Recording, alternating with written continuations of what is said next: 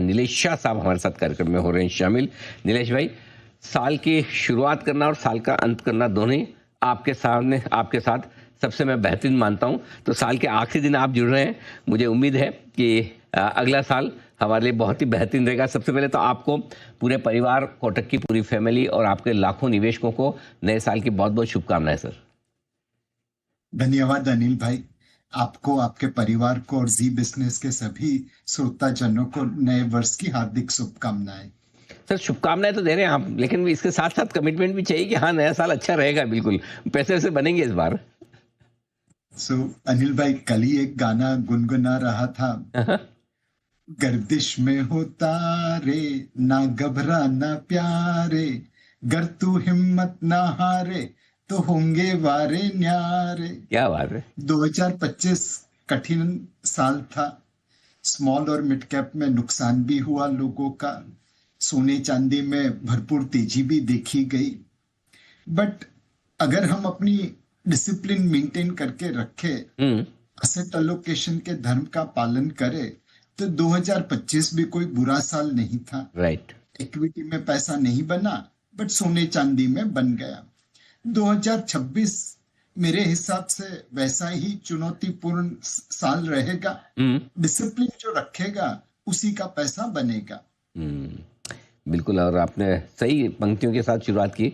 मुश्किल में हो प्यारे न, मुश्किल में हो तारे न घबराना प्यारे। बिल्कुल बिना घबराए अगर डटे रहेंगे और आप एसेट एलोकेशन को ध्यान से रखेंगे तो कहीं न कहीं तो पैसा बन जाएगा, कभी गोल्ड सिल्वर कभी इक्विटी। तो इस लिहाज से ये माने कि ये साल इक्विटी मार्केट का साल हो सकता है। अनिल भाई, लास्ट ईयर क्या था कि सोने चांदी आसमान पे थे, लार्ज कैप थोड़े जमीन के ऊपर थे और स्मॉल कैप जमीन के अंदर थे। इस बार गैप बहुत नैरो हो जाएगा सबके बीच में। इक्विटी मार्केट में जो फंडामेंटल्स है अर्निंग्स ग्रोथ के, वो 6 क्वार्टर के सिंगल डिजिट ग्रोथ के बाद अब डबल डिजिट की तरफ जा रहे हैं। 1.5 साल से वैल्यूएशन भी करेक्ट हो चुका है, एफपीआई की भी भरपूर सेलिंग रही है। तो सारी चीजें मिला के एक बेस बनता है इक्विटी मार्केट में पॉजिटिव रिटर्न आने का, और लार्ज, मिड और स्मॉल तीनों में पॉजिटिव रिटर्न आने की उम्मीद है। और तीनों के रिटर्न्स के अंतर में भी बहुत कम गैप रहना चाहिए। ये अच्छी बात कही कि तीनों में पॉजिटिव रिटर्न की उम्मीद है, और दूसरी बात है कि तीनों में रिटर्न भी लगभग बराबर के रहे, बहुत ज़्यादा फर्क ना पड़े, इसकी संभावना ज़्यादा है। अब आइए सर, पहले एक बार थोड़े ग्लोबल मार्केट्स में घूम आते हैं, उसके बाद में फिर भारत की ज़्यादा चर्चा करूँगा। 2026 के सेकंड हाफ में स्पेशली थोड़ी सी चर्चाएं गर्म हुई कि कभी बबल बन गया तो क्या एआई वाले जो शेयर हैं दुनिया भर में, अमेरिका में स्पेशली, ये फूट भी सकते हैं। हालांकि वापस बढ़ गए, लाइफ हाई बन गया। क्या कोई बड़ा खतरा ग्लोबल मार्केट से देखते हैं आप 2026 में? हाँ अनिल भाई, खतरे तो बहुत है।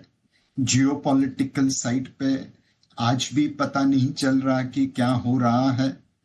रशिया यूक्रेन युद्ध जारी है, मिडिल ईस्ट में भी कुछ न कुछ होता रहता है। अमेरिका भारत की टैरिफ डील भी होगी नहीं होगी पता नहीं। तो जियोपॉलिटिकल इवेंट रिस्क तो आता रहेगा। बट अनिल भाई, 2 चीजें जिसमें भारत को थोड़ी लक मिल जाए वो बहुत महत्वपूर्ण होगी। एक, जनरली हमने देखा है जब डॉलर वीक होता है लोग वहां से पैसा निकालते हैं। इस साल डॉलर तकरीबन 12% गिरा, बट लोगों ने अमेरिकन मार्केट में पैसे लगाए, निकाले नहीं। अब आने वाले साल में भी उम्मीद है कि डॉलर थोड़ा वीक होगा, तो क्या इतिहास का पुनरावर्तन होगा? लोग पैसे वहां से निकालना चालू करेंगे। $30 ट्रिलियन निवेश किया है, 10% डॉलर गिरा तो $3 ट्रिलियन का नुकसान हो गया। अगर अमेरिका से डॉलर निकलता है, जाहिर है भारत की मार्केट में आने की उम्मीद बढ़ जाती है। दूसरा अनिल भाई, हमारे लिए चाइनीज मार्केट है। पिछले 2 साल में चाइनीज मार्केट ने अच्छा किया, लोगों ने भारत से पैसे निकाल के चाइना में निवेश किया। पर चाइनीज मार्केट आज भी वहां पे ट्रेड कर रही है जहां पे वो 17 साल पहले थी। इन 17 सालों में 5 बार चाइनीज मार्केट उठी और फिर नीचे गिर गई। अब छठी बार क्या होता है? अगर वो ऊपर जाती रहती है तो ऑब्वियसली लोग पैसा चाइना में लगाएंगे, बट वहां पे इतिहास का पुनरावर्तन हो, मार्केट करेक्ट हो, तो वो पैसा भारत में आ सकता है। तो हमारे फंडामेंटल्स अच्छे हैं, बट सोने पे सुहागा के लिए थोड़ी तकदीर चाहिए। लोग अमेरिका से पैसा निकाले बिकॉज वहां पे डॉलर वीक हो रहा है, और चाइनीज मार्केट में इतिहास का पुनरावर्तन छठी बार हो। ये बात बिल्कुल, थोड़ी सी किस्मत चल जाए, लेकिन किस्मत सर साथ थोड़ा कम दे रही है, वो ट्रेड डील भी लटकी पड़ी है। क्या लगता है सर, क्या ये बड़ी गेम चेंजर हो सकती है अगर हो जाए तो? अभी तो मतलब ये टैरिफ डील नहीं हुई, उसकी वजह से इकोनॉमी पे कोई एडवर्स इम्पैक्ट नहीं देख रहे हैं। उल्टा सरकार ने रिफॉर्म्स के पैडल को बड़ी जोर से पुश कर दिया है। लेबर कोड हुआ, न्यूक्लियर बिल हुआ, जीएसटी कट हुआ, एक के बाद एक सरकार धड़ल्ले से रिफॉर्म्स को पुश कर रही है, इस उम्मीद में कि इकोनॉमी की ग्रोथ की रफ्तार बनी रहे। अब अगले साल अगर अमेरिका टैरिफ डील कुछ करता है तो वो अपने लिए और भी लाभदायक सिद्ध होगा, बट अगर नहीं होता है तो अपनी गाड़ी तो ढंग से ही चल रही है। बिल्कुल ठीक बात है, अपनी गाड़ी फर्स्ट क्लास चल रही है। अब आए सर, एक ही चीज जो शायद लोकल फैक्टर में बची, आपने बताया भी इकोनॉमी किस तरह से हमारी मजबूत है, सब कुछ 2025 में वो सारे काम हुए हैं, रेट कट, जीएसटी कट और ये सारे जितने भी अपने कट हैं सब मिल गए, इनकम टैक्स कट, लेकिन कंपनियों की कमाई पूरी तरह से लौटनी बाकी है। क्या लग रहा है सर, क्या थोड़े अच्छे नतीजे देखने को मिलेंगे? इसका सिलसिला इसी तिमाही से, अगली तिमाही से शुरू होगा, और उसके साथ ही फिर बाजार के वैल्यूएशन आप कैसे देखते हैं? सस्ते, महंगे, रीजनेबल? जी जी सर। मैंने सो अनिल भाई, 6 क्वार्टर से अर्निंग्स ग्रोथ सिंगल डिजिट में रहा बिकॉज आगे का बेस बड़ा बन गया था।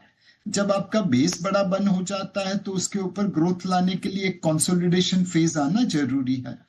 दूसरा, बैंकिंग क्षेत्र में थोड़ी profitability below expectation I because ब्याज के दरों में कटौती हुई, तो डिपॉजिट रेट धीरे से एडजस्ट हुए, लोन रेट पहले एडजस्ट हो गए। अब आने वाले साल में ऐसा लगता है कि तीनों इंजन जो है ग्रोथ के, कंजम्पशन, इन्वेस्टमेंट और गवर्नमेंट कैपेक्स, ये तीनों जोर से चलेंगे, और इस वजह से अर्निंग्स ग्रोथ वापस डबल डिजिट की तरफ इख्तियार हो जाएगी। अब वैल्यूएशन वाइज अगर देखें तो 1.5 साल से हमारी मार्केट ने लोगों को अंडर परफॉर्म किया है, तो लार्ज कैप में तकरीबन अपनी हिस्टोरिकल एवरेज के आसपास आ गए हैं। मिड कैप में थोड़ा प्रीमियम पे है, बट मिड कैप का अर्निंग्स ग्रोथ अच्छा है। स्मॉल कैप एक ऐसा है जहां पे वैल्यूएशन अभी भी थोड़े स्ट्रेच लगते हैं, अर्निंग्स ग्रोथ थोड़ा उम्मीद से कम आ रहा है। तो broadly large and mid cap में मैं कहूंगा कि मार्केट वैल्यूएशन फेयर है, सस्ते नहीं है। स्मॉल कैप में थोड़ा महंगा लगता है। बिल्कुल ठीक बात है, स्मॉल कैप अभी भी थोड़े महंगे, बाकी ठीक है। अच्छा सर, एक जो बड़ी चीज दिखी है 2025 में, आपने, आपकी पूरी इंडस्ट्री, म्यूचुअल फंड ने जमकर मुकाबला किया एफआईज का, पूरे पैसे लगाए भी, सपोर्ट हमारे जैसे इन्वेस्टर्स का पीछे से पूरा है आपको, पिछले साल भी था, इस साल भी रहेगा। लेकिन क्या लग रहा है सर, क्या एफआईज के बिकवाली रुकने का टाइम आ रहा है, नहीं आ रहा है? और दूसरा, आपको हम पर भरोसा है कि हम लगातार पैसे देते रहेंगे? तो अनिल भाई, आप पे तो पूरा भरोसा है। आप अपना ही नहीं, अपने सारे श्रोताजनों का पैसा भी म्यूचुअल फंड के जरिए या डायरेक्ट मार्केट में निवेश करवाते रहेंगे और उनके लिए वेल्थ क्रिएशन करते रहेंगे। अगर एफपीआई की बिहेवियर को देखें तो अनिल भाई, पहले एचएफटी है, वो हाई फ्रीक्वेंसी ट्रेडर 30-40 हजार करोड़ सालाना लेके जाते हैं या इससे भी ज्यादा लेके जाते हैं। अब धीरे धीरे रेगुलेटर्स उनके ऊपर निगहबानी कर रहा है, तो वो जो आउटफ्लो हो रहा है वो कम होने की उम्मीद है। दूसरा, पैसिव एफपीआई है, वहां पे फंड मैनेजर कुछ करता नहीं, जो निवेशक कहता है उस हिसाब से वो फंड चलाता है। 2025 में इमर्जिंग मार्केट ने डेवलप मार्केट को आउट परफॉर्म किया। हमारी उम्मीद है कि अमेरिका से पैसा बाहर निकल के इमर्जिंग मार्केट में आएगा। अगर पैसिव पैसा आता है एमएससीआई इमर्जिंग मार्केट में, तो तकरीबन 17% भारत में अपने आप आएगा। उम्मीद है कि 2026 में इमर्जिंग मार्केट पैसिव फंड्स में पैसा आएगा। तीसरा अनिल भाई, एक्टिव फंड्स है, उन्होंने काफी जम के बिकवाली की है पिछले 3-4 सालों में। बहुत सारे फंड अब भारत पे अंडरवेट है। हमारा प्रीमियम भी दूसरे देशों के सामने अब हिस्टोरिकल प्रीमियम एवरेज पे आ गया है। तो धीरे धीरे उनकी सेलिंग इंटेंसिटी कम होगा ऐसा लगता है। 2026 में होपफुली वो बड़े सेलर्स नहीं होंगे, मार्जिनल बायर होंगे। और इसका एक प्रूफ है कि सेकेंडरी मार्केट में भले ये बेच रहे हो, प्राइमरी मार्केट में हर आईपीओ में उनकी खरीदारी चालू है। तो सेकेंडरी में बेचेंगे, प्राइमरी में खरीदेंगे। 2026 में नेट नेट मार्जिनली पॉजिटिव रहेंगे। एक जो चौथा सेगमेंट है उसे आप एफआईआई नहीं कह सकते, फॉरेन डायरेक्ट इन्वेस्टमेंट कह दीजिए। एलजी हो, वर्लपूल हो, प्रूडेंशियल हो, उन्होंने अपने कंपनीज या जॉइंट वेंचर को भारत में लिस्ट करके पैसा बाहर लेके गए। ये ट्रेंड आगे भी चलता रहेगा ऐसा हमें लगता है।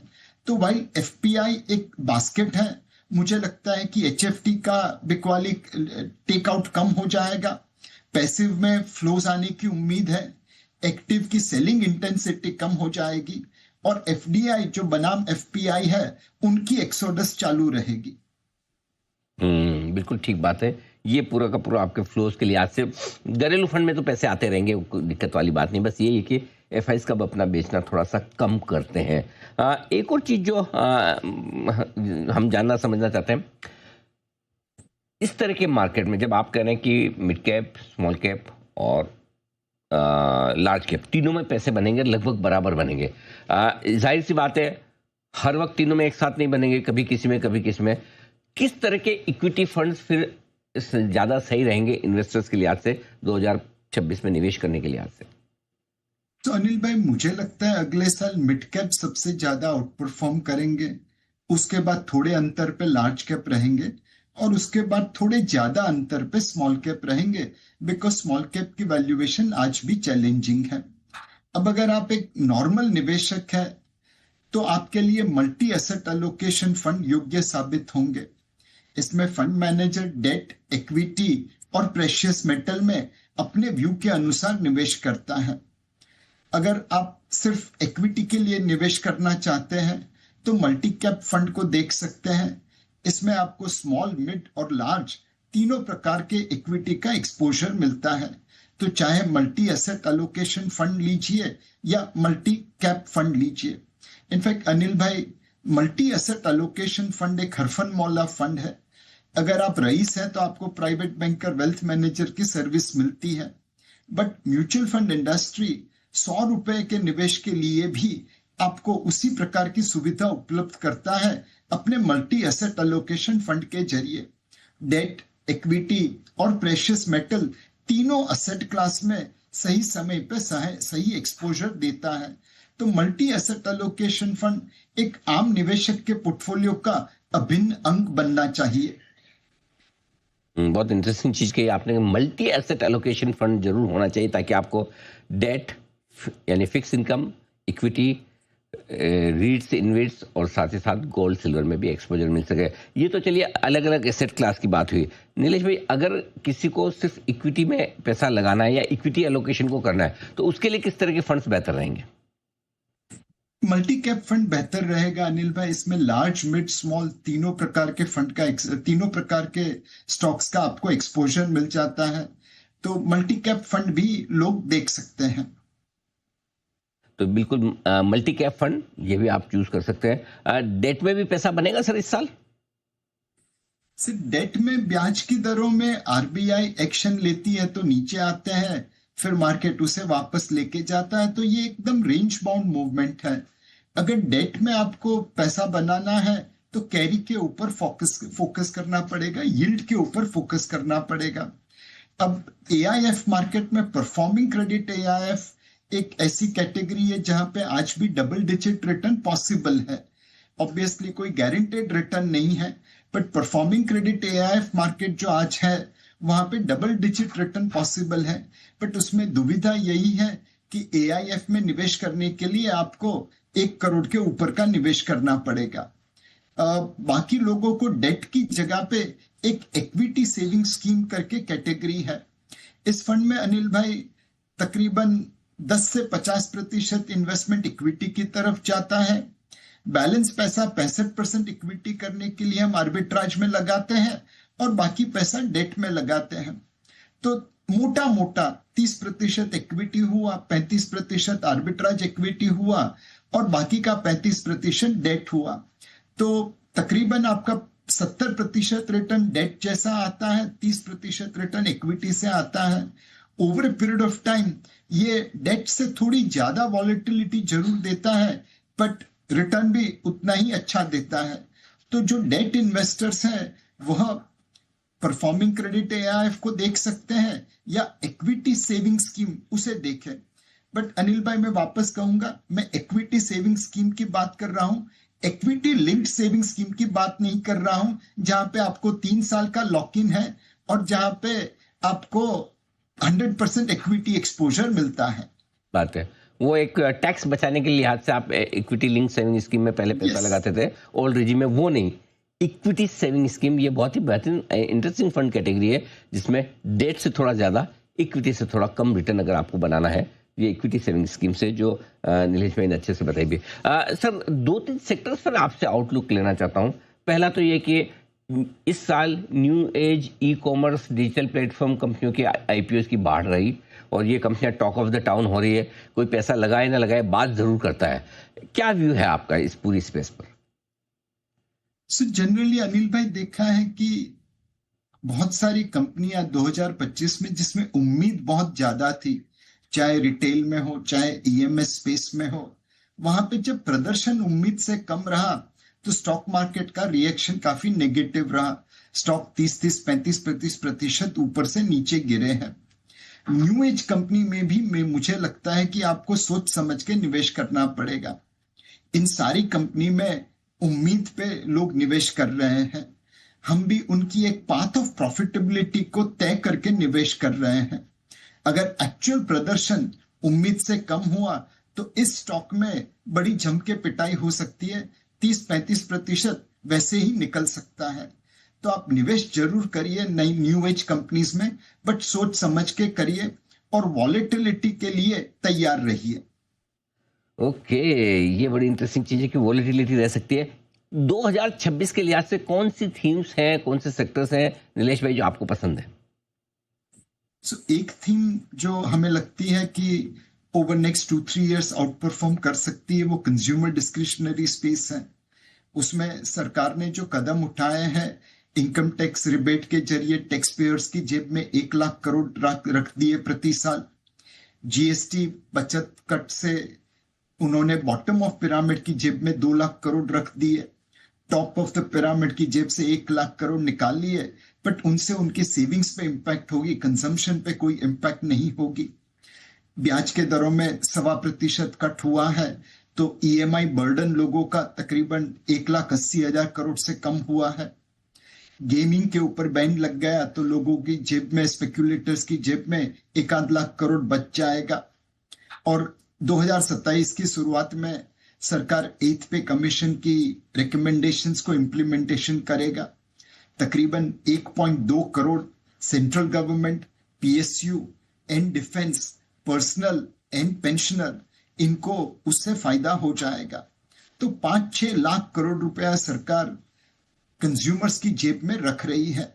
ये पैसा जहां पे खर्चा होगा उस क्षेत्र में वॉल्यूम एक्सपांशन होगा और शायद मार्जिन एक्सपांशन भी हो सके। रोटी कपड़ा पे तो ये पैसा खर्चा होता हुआ नहीं दिखता है, बट यही पैसा कंज्यूमर डिस्क्रिशनरी स्पेस पे खर्चा होता हुआ दिखता है। रेलवे की जगह एयरलाइन में जाएंगे, रिश्तेदार के घर छुट्टी मनाने की जगह टूरिज्म पे निकलेंगे, ट्रैवल पे निकलेंगे। घर शायद नहीं खरीदे बट घर की इंप्रूवमेंट करेंगे, पेंट करेंगे, टाइल्स लगाएंगे, कंज्यूमर ड्यूरेबल्स लगाएंगे, प्रिवेंटिव हेल्थ केयर के ऊपर ध्यान देंगे। तो ये जो पूरा एक स्पेस है कंज्यूमर डिस्क्रिशनरी का, वहां पे आने वाले 2-3 सालों में ये पैसों की स्पेंडिंग की वजह से काफी फायदा होगा, ऐसा लगता है। बिल्कुल ठीक बात है। कंजम्पशन से जुड़े हुए स्टॉक्स फिर इस लिहाज से काफी बेहतर, काफी मजबूत रह सकते हैं। एक और सर आपने पता नहीं क्यों नहीं बोला, लेकिन मैं पूछ ही लेता हूँ। आपकी खुद की इंडस्ट्री, आपका खुद का ये कैपिटल मार्केट से जुड़ा हुआ स्पेस, जिसमें ब्रोकर्स भी आ गए, वेल्थ मैनेजमेंट फर्म आ गई, म्यूचुअल फंड्स आ गए। आपने देखे आपके पुराने mutual fund, ICICI prudential mutual fund, जिसके आप लंबे समय तक सीआईओ रहे हैं, क्या गजब का रेस्पॉन्स मिला, क्या लिस्टिंग हुई है। क्या लग रहा है सर, ये स्पेस भी मजबूत रहेगी 2026 में? तो अनिल भाई, ये स्पेस में बॉटम अप सिलेक्शन करना पड़ेगा। जाहिर है कि ब्रोकिंग स्पेस में भी अगर आप देखें तो जो डिजिटल ब्रोकर स्पेस था उन्होंने बहुत अच्छा किया। फिजिकल ब्रोकर वाले धीरे धीरे उतना अच्छा नहीं कर पाए।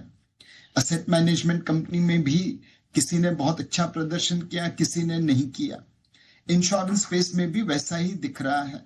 तो फाइनेंशियल सर्विसेज या कैपिटल मार्केट को जो क्षेत्र है उसमें आपको स्टॉक सिलेक्शन सही करना पड़ेगा।